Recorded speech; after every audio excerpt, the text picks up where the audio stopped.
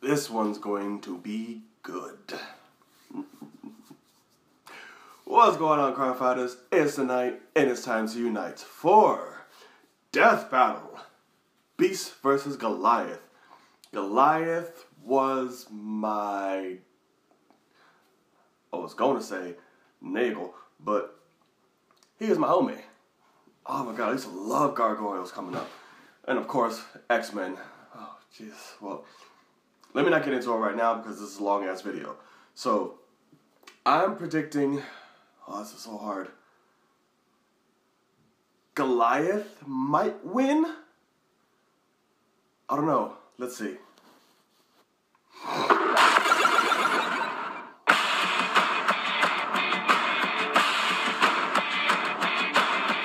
Some of the greatest heroes of all are shunned by the very people they continue to protect. Basically the worst deal ever. Like Beast, the blue genius of the X-Men. And Goliath, the gargoyle who gives new meaning to the phrase tough as stone. He's Wiz and I'm Boomstick. And it's our job to analyze their weapons, armor, and skills to find out who would win a death battle. Mutation, the key to evolution. The process is slow, normally taking thousands of years. But every few hundred millennia, evolution leaps forward. If that means we're all eventually gonna transform into blue hairy monkey men, count me out. Feared by most normal people, mutants generally begin to show signs of their uniqueness around puberty. Not so for Hank McCoy. Yeah, the instant he popped out, it was pretty clear that something was different about him. Namely the giant monkey hands and feet. That must have been rough on the way out. He better give dear old mom double the presents on Mother's Day. Though Hank successfully hid his mutation from the world throughout his adolescent life, he was eventually discovered and shunned. Constantly harassed and eventually kicked out. I like the song in the background. That's Hope, Xavier's theme from Days of Future Past. It's a good song. Check it out. Of his own school, he was left to wallow in loneliness. Until good old Wheels showed up and offered him a place on the mutant group known as the X-Men. Hank took on the nickname that was previously used to degrade him and transformed it into something new. His code name, the Beast.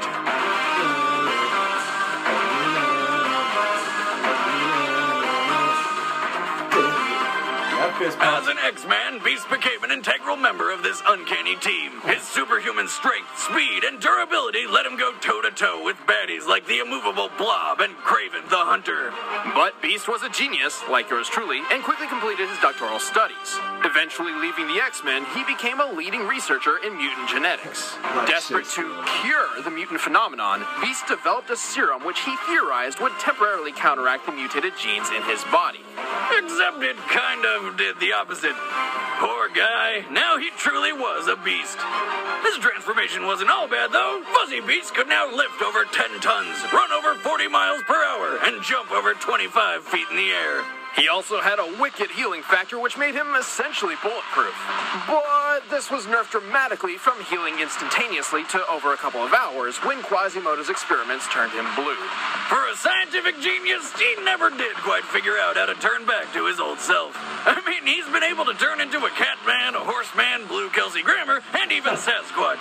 Somehow, he always ends up as his classic Blue Ape self. Now unable to hide in plain sight, Beast had little choice but to return to the X-Men as a teacher and a leader.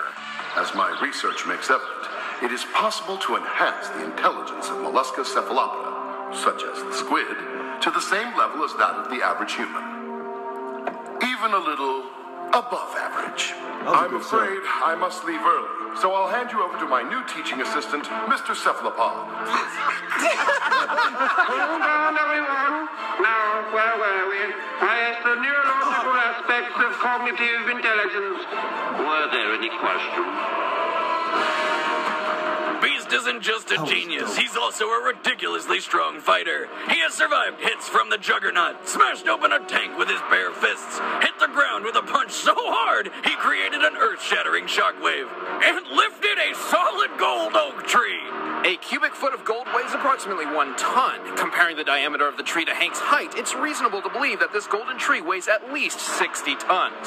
Or a shit ton, to be precise. Despite his athletic skill and enormous strength, Beast is a pacifist, preferring diplomacy over fisticuffs. He is rarely eager to enter a fight.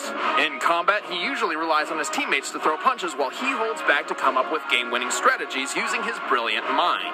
Like the time he figured out how to use Juggernaut's own bulk against him. As Archimedes said when he discovered the principle of displacement, Eureka! But when he gets angry, he'll enter a rage which makes him so uncontrollably fierce, he's a danger even to his closest friends. Literally unleashing the beast within.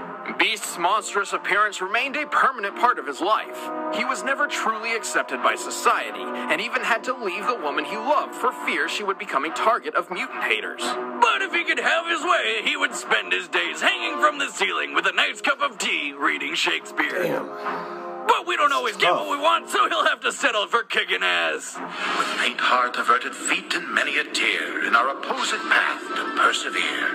No, I don't A minor know. poet for a minor obstacle.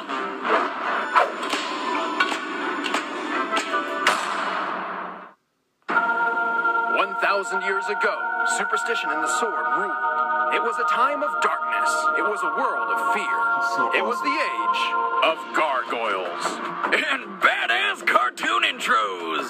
Stone by day, warriors by night, gargoyles used to be common throughout the world. Like the stone statues they inspired, gargoyles were known as protectors. Guarding their home and those inside was always their top priority. It's not every day your garden statue is also your top-billed bodyguard. Otherwise, I'd have a shitload more lawn gnomes. In the year 994 AD, a clan of gargoyles formed a symbiotic relationship with the humans of a Scottish castle. Using their superhuman strength, keen senses, and warrior spirit, the gargoyles defended the castle from invaders at night.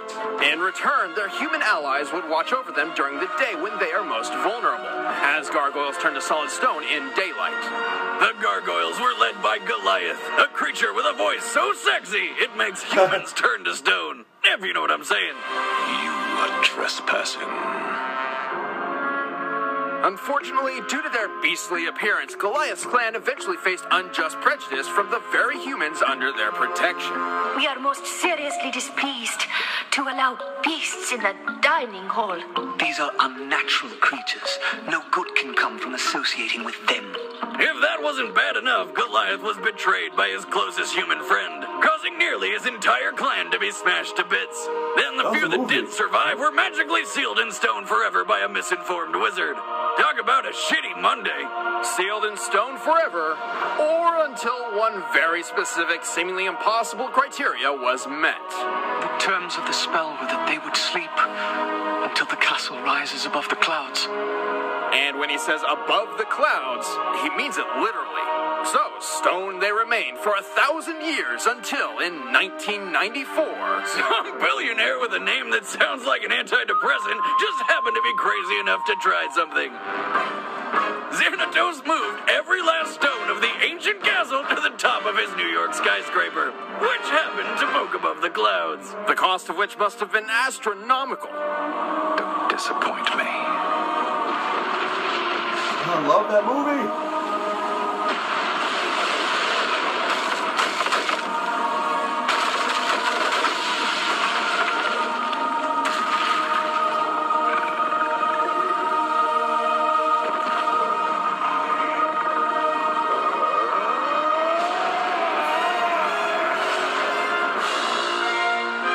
Was broken. The gargoyles awoke once again, and Goliath was tasked with leading his clan into the modern world. Despite being completely out of his element, Goliath adapted surprisingly fast. You mean he was texting and watching cat videos in no time? No, this was the 90s. Oh, so he wore crazy colored clothing and used nonsensical description words like bodacious, radical, or... Jalapeno. Jalapeno. Jalapeno. Jalapeno. Jalapeno. Jalapeno.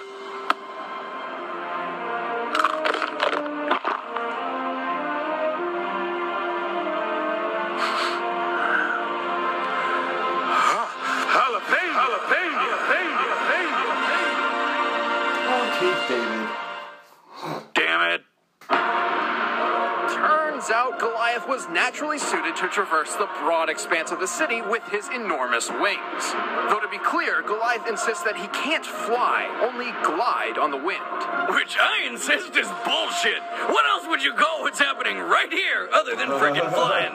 Regardless of wind direction and speed, it seems Goliath has no trouble gliding wherever he wants to go.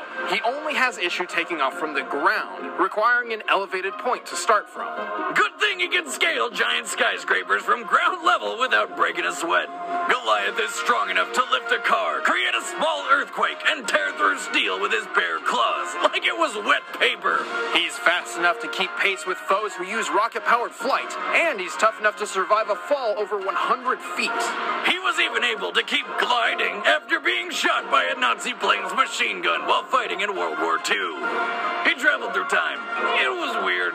Goliath may look like a brutal monster, and he certainly can be when he goes into a rage. However, he's actually rather clever and wise. He was able to outsmart Oberon, who is practically an all-powerful magical god. And when Goliath's not leading his clan into battle or struggling to have a relationship with a human detective, Boundaries! he's usually holed up in his castle's library, reading. Wise and powerful, Goliath is a true force of nature. For 12 hours of the day. Right, the other 12, he's a motionless stone statue, making him a pretty easy target. Even when he's awake, Goliath often puts himself in danger for the sake of others, regardless of the risk.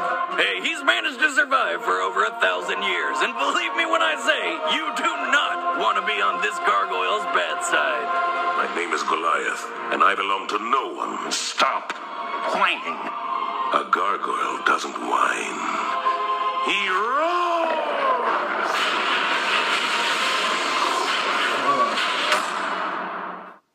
All right, the combatants are set. Let's end this debate once and for all. It's time for a death battle!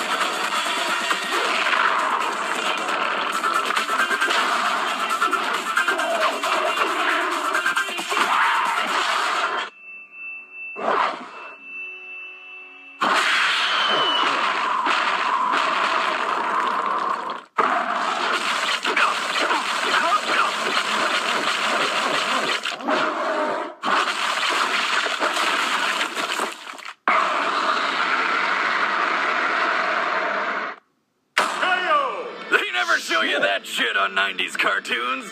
Beast and Goliath were pretty even in terms of strength and speed, making this more so a battle of wit and experience. Beast was always more of a team player, preferring not to fight directly unless absolutely necessary. And since Goliath spent decades defending his ancient castle in New York from Vikings, thugs, magic beings, and ghosts, his combat experience trumped Beast's. Also, be careful not to misinterpret Beast's golden tree feat. While it might sound far more impressive than anything Goliath has done, Beast did not actually lift the whole 60-plus ton tree off the ground. It's nothing surpassing his usual feats. Hey, one time Goliath got nailed in the back by an anti-aircraft round. That's right, fight, Goliath got shot by a gun designed to destroy airplanes, got back up and dropped a radio tower on the fools that tried it. And Beast didn't wait until sunrise for an advantage for two reasons. One, he didn't know what would happen because gargoyles in his universe don't share the stone by day rule. And second, Beast isn't tough enough to stand against Goliath for 12 hours straight. Finally, Beast has fought somebody similar to Goliath named the Griffin, and only survived the fight due to his fellow X-Men Angel's help.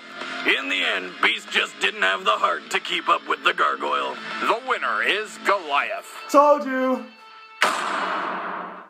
Next time on Death Battle. Let's see. Who we got? Snake!